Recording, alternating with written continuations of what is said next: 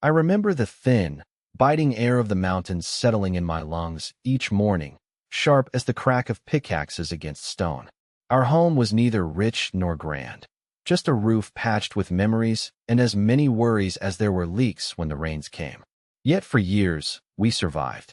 My hands, my sweat, my drive pressed into the earth for a scant reward, barely enough to pay for tools or feed a family whose needs always arrived before dawn.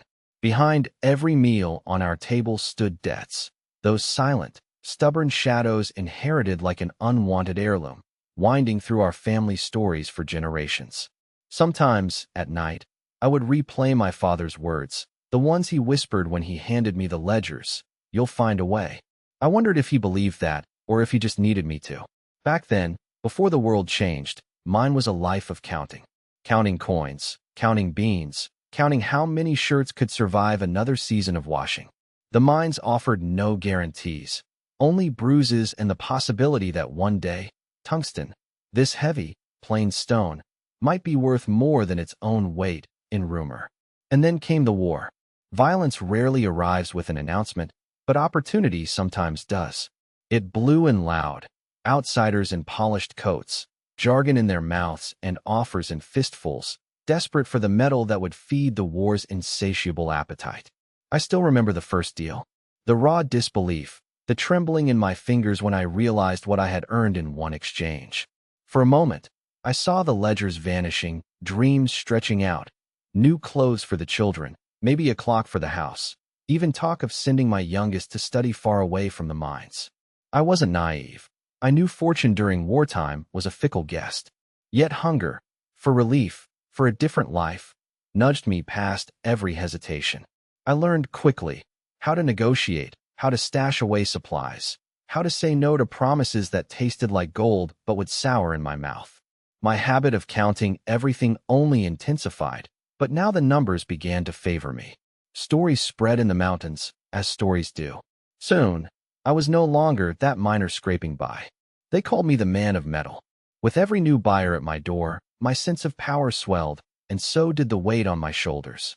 I could pay the debtors. I could line the pantry and hide away enough for winter's worst.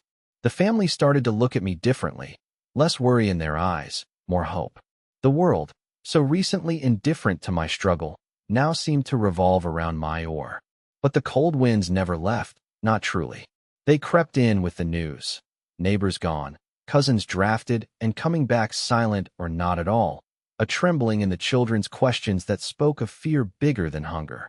My hands still shook, this time not from labor or relief, but from a deeper, more tangled anxiety. I watched as fortunes grew and vanished overnight in other homes. Old friends who'd found brief wealth only to lose themselves in it. New hats, new debts, the same old emptiness. The mountain taught me one rule above any other. Nothing lasts that is not rooted deep. Every coin I made became a decision, a crossroads between security and the seduction of show. What began as a desperate bid to lift my family from the mud soon stretched into something else. Could I use this rare upward wind to drag not only myself, but my whole community out of age-old traps? The question haunted me. Was I building a foundation, or simply trading one master, poverty, for another, greed and guilt?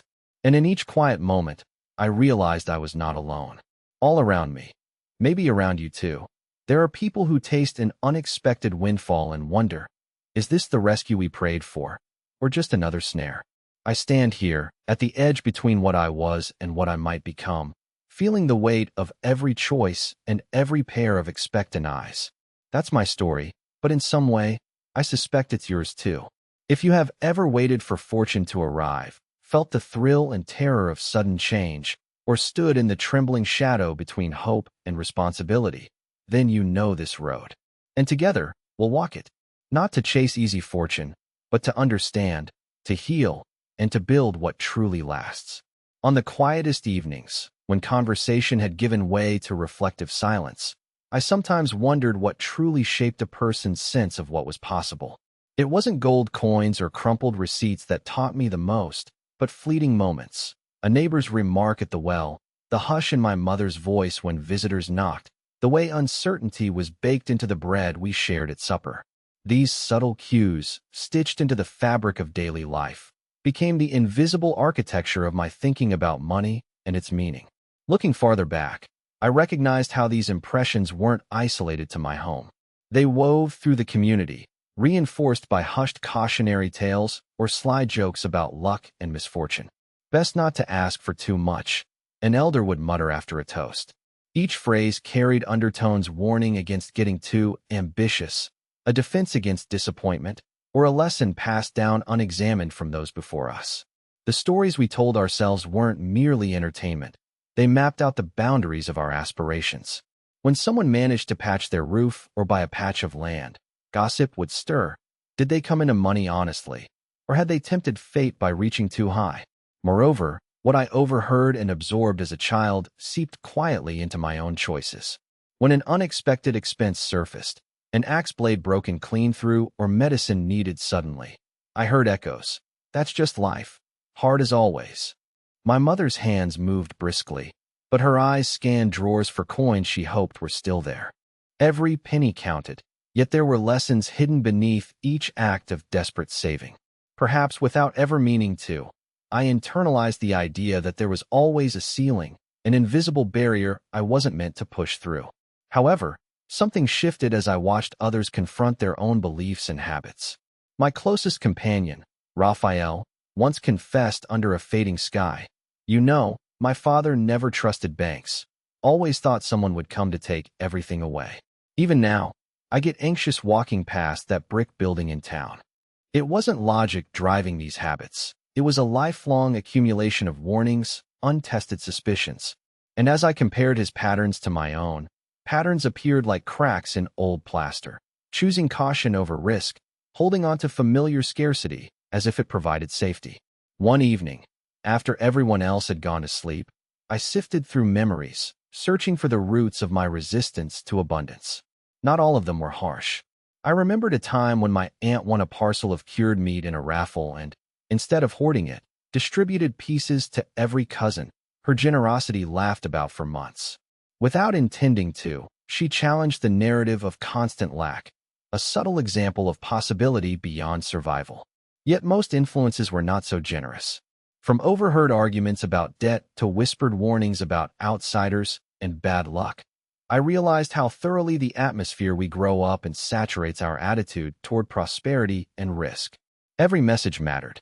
Tiny seeds sown over years eventually grew into beliefs. That comfort only came to outsiders, that striving was arrogance, that loss was waiting for anyone who asked for more. Reflecting on all this, I understood that to rewrite my future, I would first need to confront these inherited scripts. It required courage to question if what I accepted as truth was simply repetition of stories crafted long before I had any choice in the matter. Each belief could be traced, like muddy footsteps, back to its origin, some rooted in historical hardship, others in fears that no longer made sense in this new era. And now, as I stood on the edge of a chance to reimagine my life, the challenge was clear. Before seizing opportunity, I had to bravely untangle what belonged to me and what was borrowed from voices echoing in kitchens and fields long past. When the iron taste of morning still lingered on my tongue, I found myself watching the sun rise across rough hills, wondering what lay ahead for all of us.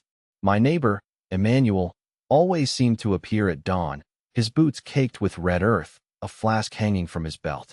One morning, he waved me over. "Miguel, you've been moving more or than anyone else. Tell me true, is it luck or wit?" His question was blunt, but I could see curiosity beneath his surface. Most people thought it was either superstition or timing, never suspecting the invisible boundaries drawn within their minds. I paused, torn between sharing honest insights and guarding newfound understanding. Instead of answering outright, I posed a challenge back. Ever wonder why some dig deeper, even exhausted, while others stop as soon as they hit a hard layer? Emmanuel shook his head, lips tightened with uncertainty. The truth is, we all carry silent rules about how far we'll go, limits shaped not just by muscle or faith, but by what we've accepted as possible for ourselves. While he stood there, squinting at me as if I'd cursed the mind, I saw in him the same hesitancy I used to carry, a reluctance to imagine more, lest disappointment strike. Later that afternoon, while the sky smoldered with late light, I wandered among the toolshed rows and noticed Clara, a young woman hardly anyone spoke of in old miner stories. She was making careful notes in a battered notebook, mind tracing invisible patterns. Unlike others, she didn't complain about scarcity or the unfairness of buyers. She charted shipments, compared prices, and anticipated which veins held promise. What fascinated me about Clara was her ability to flip every assumption on its head, looking for opportunity where others saw futility.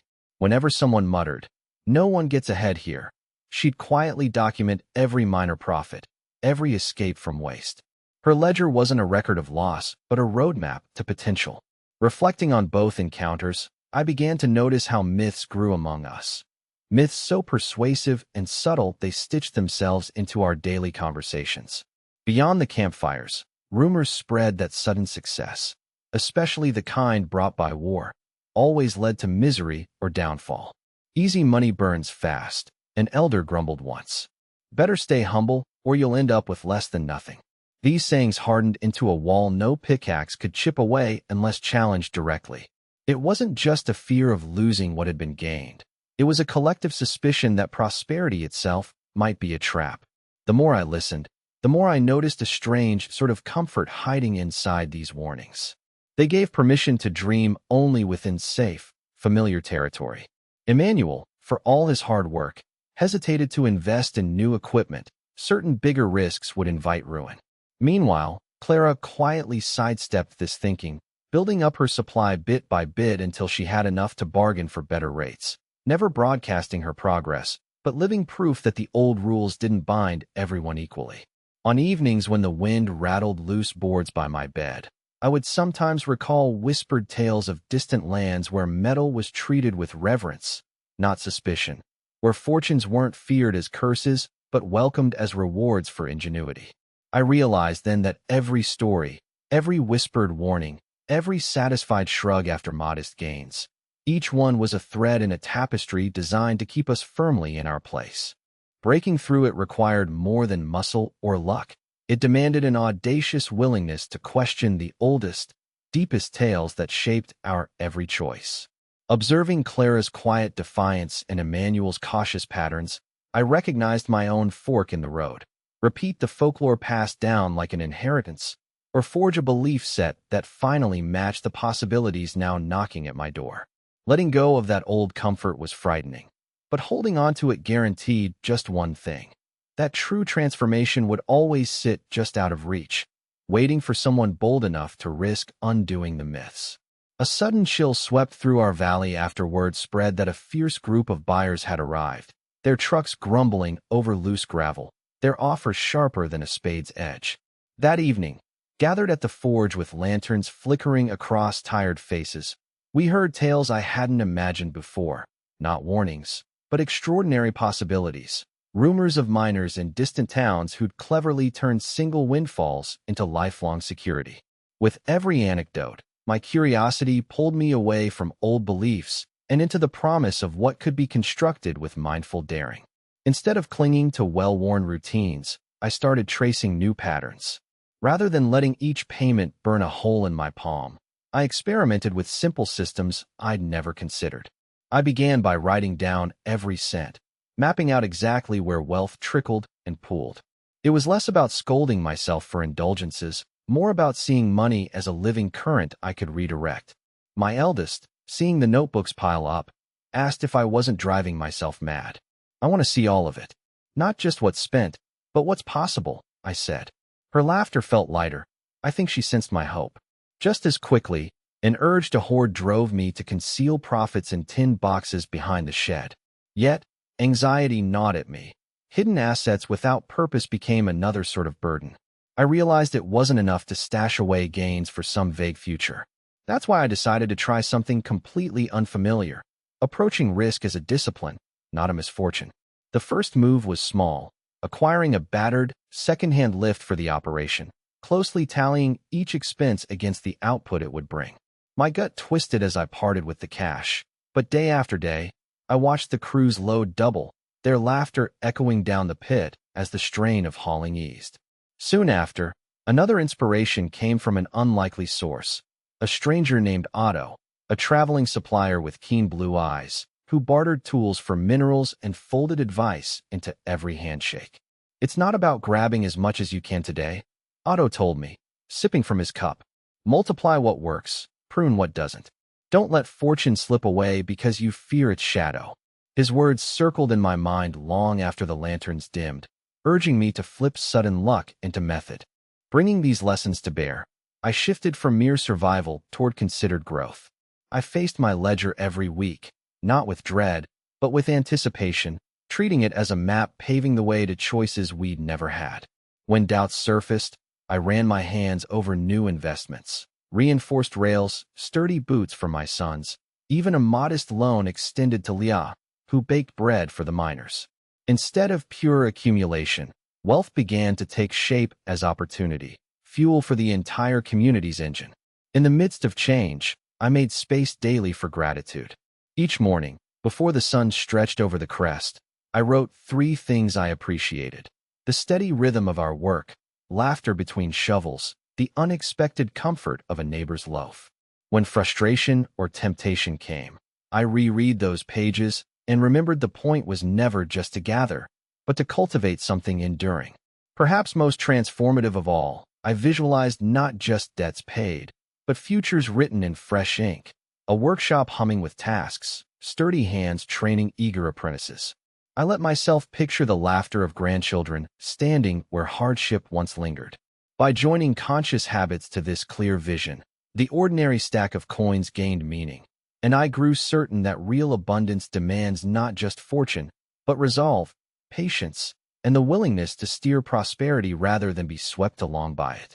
Sometimes, late at night, I found myself pacing rough-planked floors, unable to sleep as my mind fueled a vision of what I might become. Wealth, once unimaginable, had opened a door I hesitated to walk through. One thing I hadn't expected: how swiftly others began seeking my perspective. An uncle, notorious for dismissing advice, started asking for guidance. "You've crossed some line, Miguel," he said at his kitchen table, steam rising from chipped mugs. "How do you walk steady with all this spinning around you?" His voice held envy and awe, but also something softer, an invitation for me to reflect, not as a fortune's apprentice, but as someone wrestling for control over his fate. Gradually, I noticed how prosperity invites a shift. No longer did I scramble for daily survival. Instead, a choice surfaced.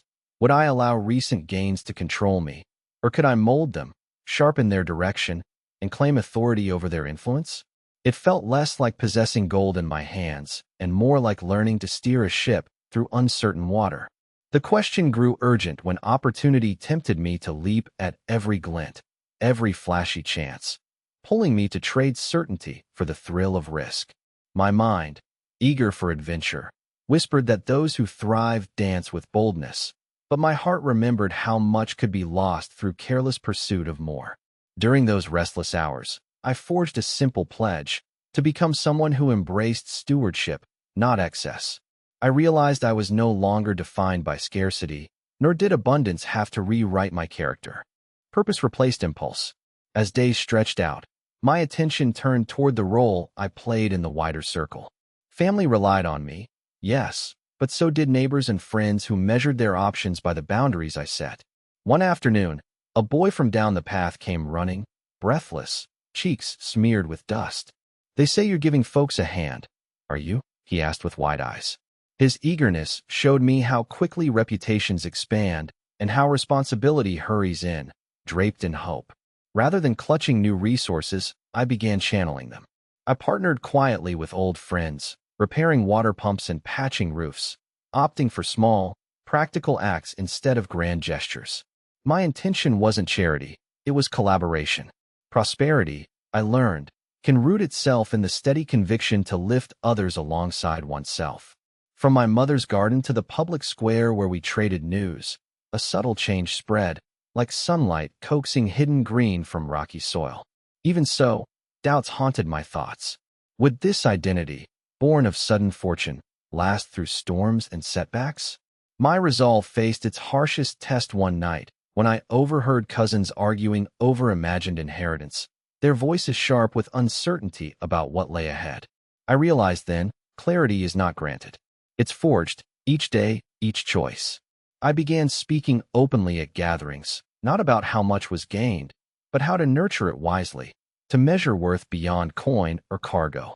Instead of boasting, I confessed my mistakes. Success has sharp edges. Some slice ties, others carve new paths. What remains is how you hold the knife. Eyes sharpened with recognition, and in those moments, I saw possibilities multiply. Over time, habits formed like grooves in well-worn stone. I used calendars, set reminders, made habits of review. Mondays became checkpoints for decisions, not regrets. We cooked together more often, laughter mingling with stories about ambition that didn't end in ruin.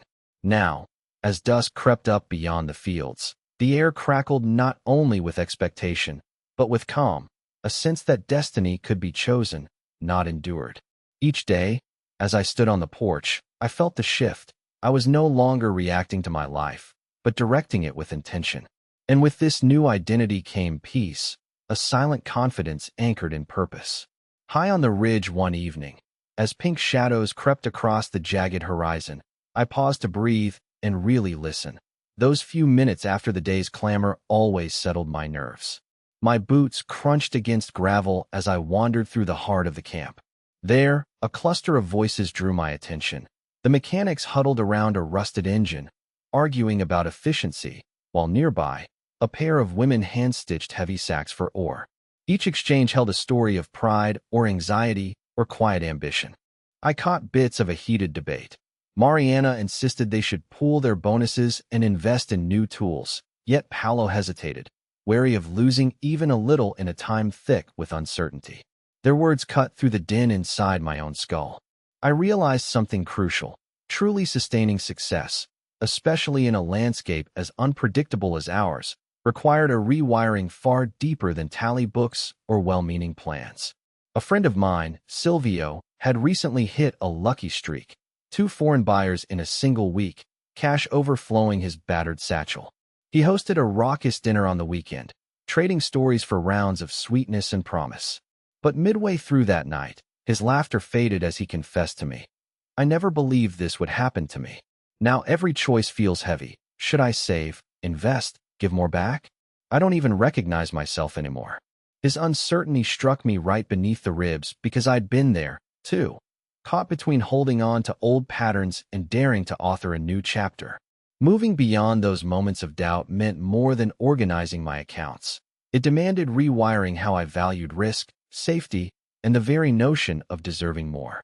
I found myself sketching out a vision late at night with ink-stained fingers, imagining not only financial security, but resilience, the flexibility to adapt, course-correct, and outlast any storm that threatened to unravel my resolve. Adaptability, I discovered, was the true foundation upon which fortunes were built. My neighbor Teresa displayed this in a way that always fascinated me. When prices soared, she'd barter dried herbs and handmade goods, quietly watching market signals and adjusting her tactics before most folks even spotted a trend. What struck me even harder was the deep peace that came with clarity of intention. For so long, I'd measured my worth by achievement or assets, but these markers were constantly shifting underfoot. Only when I articulated my internal compass, my core values and vision, did I find steady ground.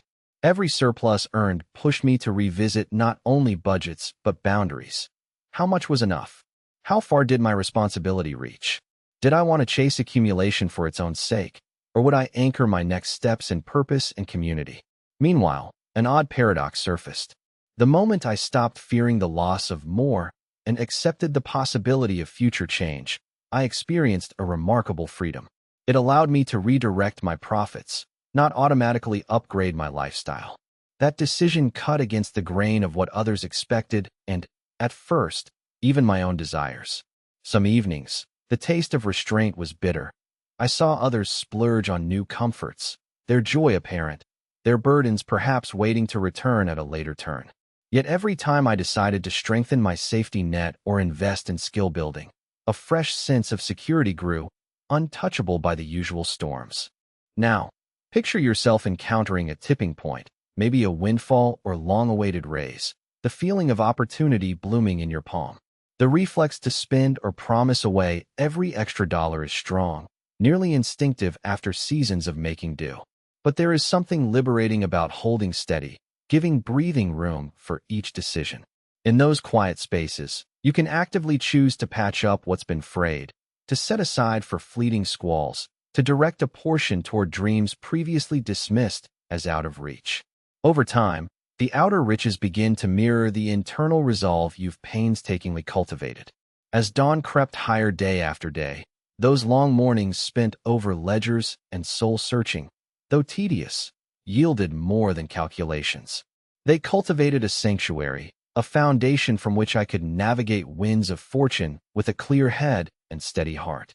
The lessons etched in scarcity did not evaporate, but became fuel for creativity and courage, tools I wielded with care, ever aware of how quickly weather, war, or fate could shift again. Through it all, I found that my identity was not attached to my circumstances, but to my capacity to remain steadfast. This, I learned, with every sunrise and every choice, was the true currency of a life reclaimed. Reflecting on this journey so far, I often liken it to crossing a vast range at dawn, each summit revealing complexities too far-reaching to imagine at the camp's edge. Sometimes, I think of wealth and change not as possessions, but as weather, fickle, unpredictable, capable of coaxing both hope and havoc from a world already rough-hewn by long seasons. Winds gather with little warning, reshaping the sky while I stand between scattered memories and the pulse of what lies ahead. As the air turns cooler, patterns start revealing themselves, the way footprints reappear in dew at sunrise, subtle but insistent. In hushed moments, when the noise of bargaining and machinery dims, there's a silent resonance running beneath everything I've lived and witnessed. It echoes softly, an undercurrent that makes itself known less by statement and more by sensation, a weight, a quickened heartbeat, a shadow stretched longer as twilight pulls in. Familiar hands reach for solutions, but the old instincts hesitate. The edges of old maps blur and redraw themselves even as I try to navigate by them. At those crossroads, where the predictable trembles under the pressure of something new, decisions shift their shape. They aren't arrows racing from habit, but seasons rolling in with layers, each one colored by memory, shaped by desire, and tempered by the resilience hard-won from years spent entrusting everything to the earth's promise.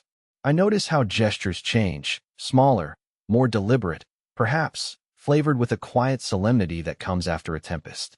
Even when I sit in a room full of laughter, sharing stewed apples and news of the day, an invisible thread winds its way around the table, a reminder that transformation doesn't arrive in a blaze, but ripens, quietly, over time.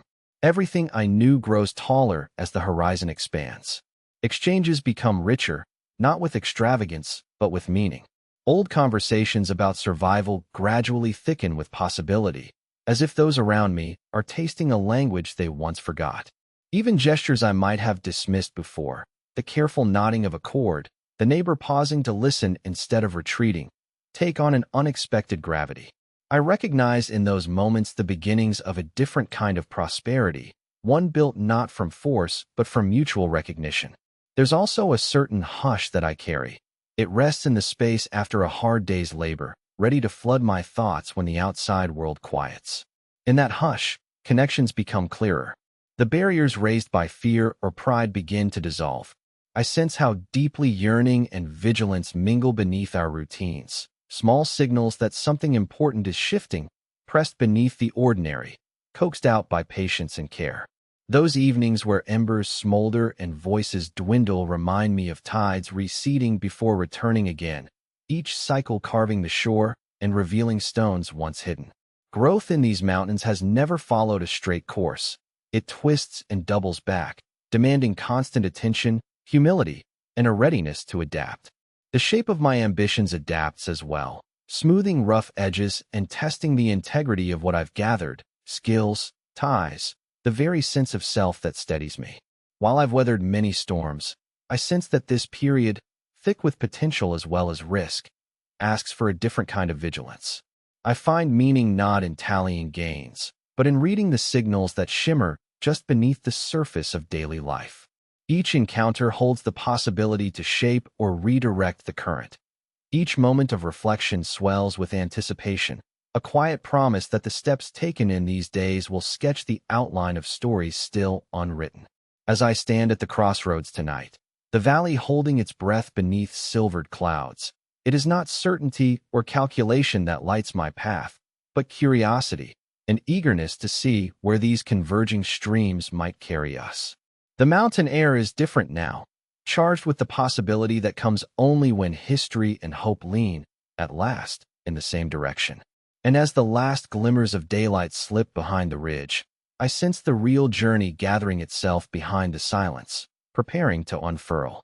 I remember a night when the sky was an expanse of deep indigo, stars scattered like forgotten silver coins, and I sat outside, boots damp from the cool earth, the future spread out ahead, uncertain but undeniable. There was a gentleness in that twilight, an invitation to truly sit with what had happened and what was still ripening somewhere inside me. The air smelled of churned soil and distant fires, yet what pressed against me most was the awareness that life had changed, quietly, inevitably, and in a way that would not be reversed. Across the old yard, I could faintly hear voices from the kitchen, laughter, the clatter of cups, while shadows flickered against curtains, painting the walls with memories and plans. My youngest came out, hair tousled, feet bare, and padded over to sit beside me. He didn't ask anything. He just leaned against my arm, as if to remind me that all this wasn't about tungsten or war, fortune or fear. It was about the living, the hearts that beat through the uncertainty, the warmth that endures even in hardship. I looked out over the hills, their silhouettes steady under the night, and I finally grasped that wealth would never be held in my hands for long. It would move, ebb, and shift, sometimes arriving as opportunity, sometimes as an urgent demand for wisdom I didn't yet possess. What truly mattered was how I met those moments, and what I let them shape within me. Every gain, every gust of change, asked a question. Would I let circumstance define me, or would I answer with presence, integrity, and respect for what truly lasts? That realization loosened a knot I'd held for years. All my life, I'd strained to reach the next foothold, anxious that I'd slip or that others would pull ahead, leaving me with hollowness where hope should be. But as my son quietly shared that silence, a strange peace settled. I understood the seasons of uncertainty and windfall were simply different teachers, each revealing what roots belonged to me, and which I could finally let go. Inside, friends and family, faces drawn from old photographs and new promises, waited to continue their lives, shaped in small ways by what we'd all endured together. The world outside held its dangers and opportunities, but within these walls, and in the steady rhythm of caring and honest work, a different kind of legacy grew: resilience, compassion, and the courage to imagine tomorrow without flinching. I rose, brushing grit from my hands, my steps slow but certain. In that moment, I wasn't defined by debts I'd inherited or fortunes I might lose. I was sculpted by how I faced both, by the humility to learn and the readiness to begin again, however the landscape shifted. That is the richest promise we have, to navigate change with devotion to something larger than gain. Faith in growth, in giving back, in the quiet revolution of choosing, again and again, to become the kind of person whose wealth is measured by how steadfastly they care. As I opened the door to familiar voices and fresh laughter, I knew that whatever came, unexpected blessing or the next hard season, it would find me ready, grounded, and willing to build not just for myself, but for all those who come after. Let the wind change. We will keep our roots strong and our hearts open.